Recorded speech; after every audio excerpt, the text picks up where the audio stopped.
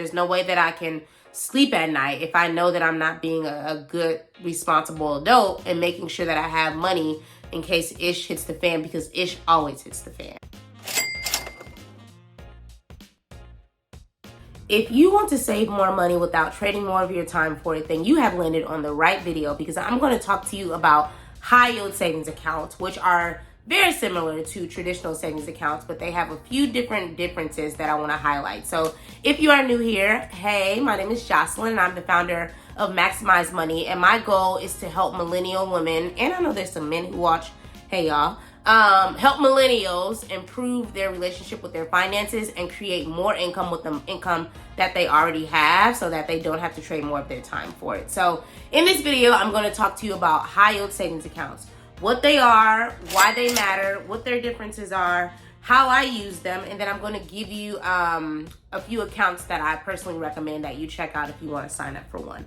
So a high yield savings account is exactly how it sounds. It's a savings account that usually offers a higher yield. And I want you to think of yields as interest. So if you have a car, a house, a student loan, you likely are paying towards that item in addition to the interest that they're charging you. So they're charging you interest for that thing that you've purchased. The opposite is for a yield. So a yield is what they pay you for loaning your money. So as a bank, because these are usually at banks, a bank will pay us to hold our money. Even if you look at your existing savings accounts, if you look at your existing savings accounts statement now, you'll likely see a line somewhere about the annual percentage yield, also known as APY as an acronym.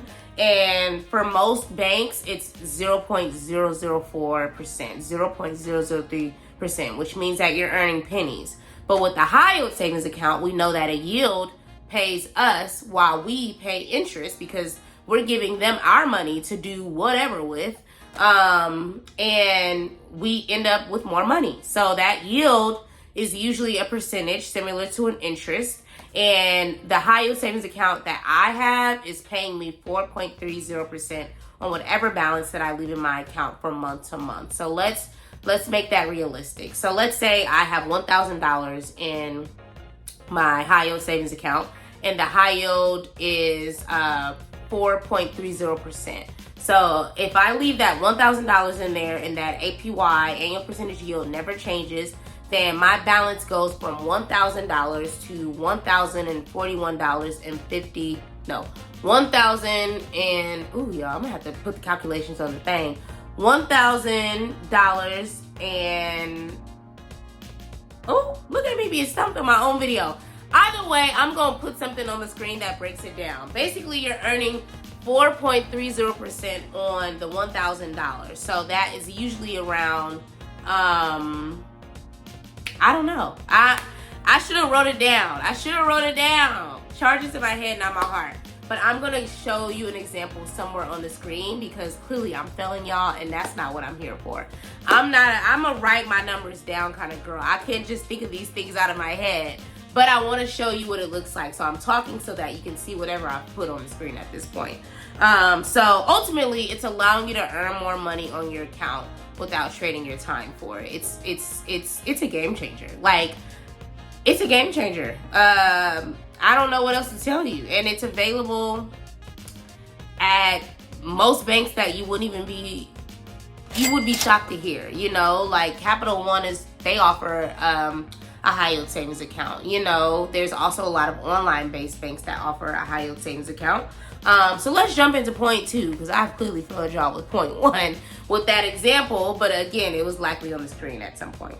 So why should I use a high yield savings account? That may be the second question that you have, and you should use a high yield savings account for many reasons. Number one, these are easily accessible to anyone over the age of 18. You don't have to have a certain amount saved. You don't have to get like a credit check. Like, it's truly a savings account. It's not an investment account. And I know some people, you know, if you are interested in investing, sometimes they do have minimums that you have to have in your account. That's not the case with high yield savings accounts, at least not the one that I use. Some of them do have a $500 minimum balance, but again, not the one that I use. You can open an account. I just opened another one for my travels, and I only put $25 in there. You know, that's all I have right now, and that's the beauty of it, is it's easily accessible for everyone. Number 2 is that you can withdraw the money at any time. So if you put it in there and you realize the next day, oh, I need to take it out, make a request. You can take it right out just like you would any money from any other account.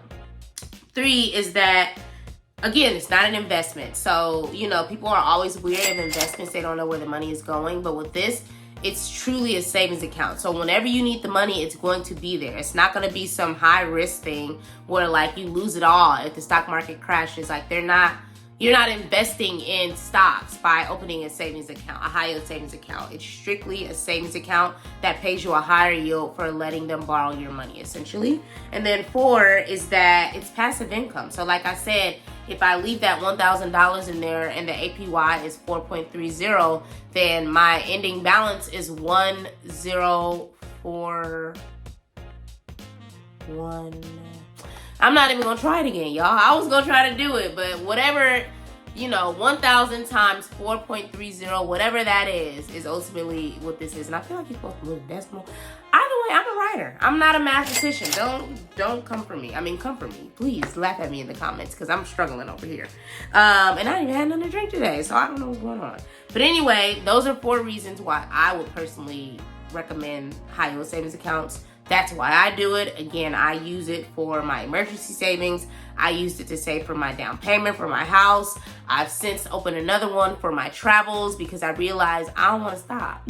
Now that I'm back, I'm like, I want to go somewhere else. Like, I don't want to be here. It sucks. It doesn't suck. But I love traveling. I love experiences. So I'm now being crystal clear about making room in my budget for that. And if you want to learn more about creating a budget that supports your dreams and your lifestyles and your goals, check out my video, the last week's video, where I talk about creating a budget that makes sense for your lifestyle and your goals. And I'll try to link that right here as well. So how, Jesus, this video is a struggle. But y'all know I'm charges in my head and not my heart, okay? So how do I use them? I kind of went over that already. I use it to save for my down payment. I use it for my emergency savings. And now I'm using a separate one for my travels and my experiences because I realized I was dibbling and dabbling those 3 things. And I'm like, no, that's not how you do it, because knowing you, girl, if somebody says, let's go to Jamaica next week, you gonna go and you gonna pull out of that emergency savings. And next thing you know, we don't have no money for our investments. And that's just not how I want to live. So I've since opened a separate high yield savings account for my travels and my experiences only, because 2024, I got places to go. I got people to see, and they're in long distances. So I need to just make sure that I'm not pulling from money that has its own separate responsibility. So you can have more than one high yield savings account. It's not something, just like you can have more than one checking account. You can have more than one traditional savings account. High yield savings accounts operate the same. So I would use it, if you know, none of those apply to you, I would use it to save for a car. I would use it to save for some big procedure you need to get done. I will use it to save for your child's, even though I recommend a 529 or investment account for your kid. But just, you know, even if they have money that that you're saving for them, you can have a separate savings account for that as well. Any just big expense, whether it's big or small, it could be as big as a luxury trip and as small as just leaving your nail money in there. You know, like, it's accumulating money on your behalf. That 4.30% comes in handy because you're ending up with a balance of 1043. I think that's what it is, y'all. If I come back to this video and ask that, the girl, she done came up with that in her brain, okay? That is not on my notes. That came up from my brain. But watch me be wrong, child. Be patient with me, y'all. So yeah, those are some examples of things that I will use my high yield savings account for.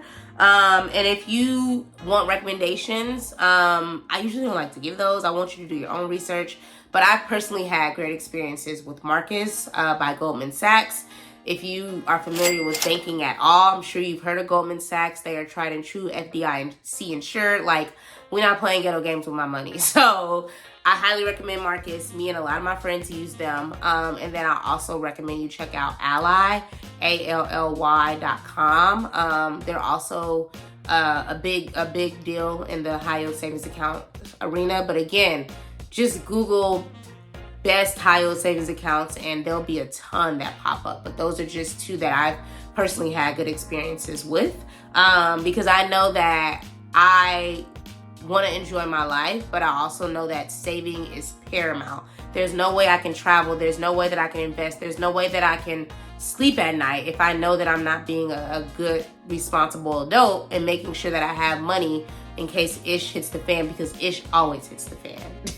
You may be coming out of it or you may be going into it, but ish will always hit the fan. And you want to make sure that you have money available for that. So if you need help with your finances, and you need some one-on-one support, whether to, get your savings accounts going, pay off some debt, start investing, then I am your girl. I offer one-on-one sessions where we dive deep into a personal challenge that you're having financially or a goal that you have, such as generating passive income. I think I've said this on other videos, but I'm generating around $500 in passive income every month by making the right investments and being strategic about how I spend my money.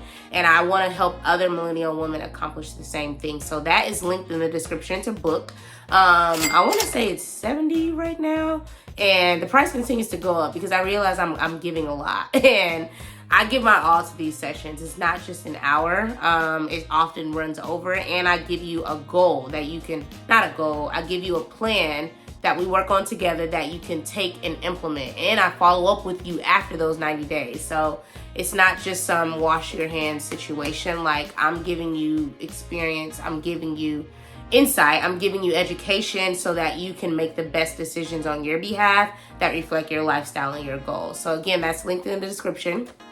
And check out my other budget video that I posted last week so that you know how to create a budget that supports your lifestyle and your goals and your dreams and all of the above. So thank you so much for watching, and I will see you on next week's video. This is part 2 of my back to school series. I know the kiddies go back to school in August, September, and I mean, we're adults, but this is also the time that we usually, take time to get back on track, because we was probably wilding out during the summer or taking care of kids or traveling, and now it's time to reset and end the year strong. So this is part 2 of my back to school series, and come back next week for part 3, because we're going to be talking about investing and how you can start investing as a beginner with no previous knowledge. So see you next week.